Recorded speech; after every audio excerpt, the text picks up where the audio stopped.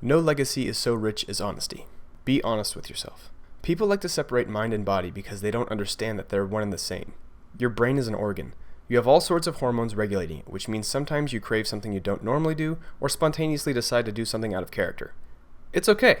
Things like this happen because sometimes we are deficient in something. We are also giant colonies because there is way more organisms living in and out of us that drive some of our desires.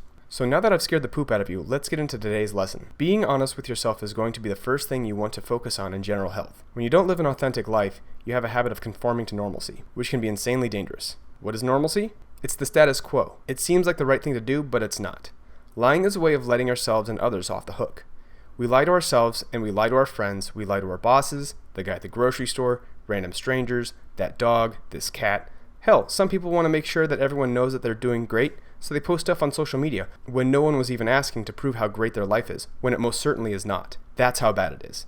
One of the first exercises you're going to have to start learning how to do is be honest with yourself. You can get honest with everybody around you later, but you're going to have to start asking yourself questions when you take action to get the honesty train rolling. Most people like to help. It's in our blood and it makes sense. Part of helping is pleasing other people and making them feel comfortable. Unfortunately, people tend to lie when they're trying to please others, especially the ones around them. We try and keep up with all of the stuff they think that we regularly do to save face and keep them content. You made yourself feel good because you showed how good you're doing to everybody else, when in actuality you are fairly torn up.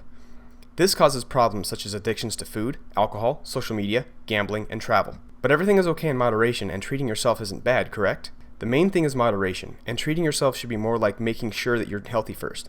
All things mentioned previously are treats except food, which can turn into a treat if you don't need it. People feel the need to treat themselves after they've done a good job helping others. In doing so, they perpetuate the cycle again. Lie/help, self-reward, repeat. It's vicious, but it's very short and easy to knock off kilter when you've practiced it enough. I'll be honest with you right now. I have rewarded myself with food and alcohol, and I still do it from time to time because nobody's perfect. When you're able to catch yourself doing these things, it allows for you to be honest with yourself and utilize it for good. So I invite you to do a 24-hour self-truth fast. Be honest with yourself for a whole 24 hours and see how you feel.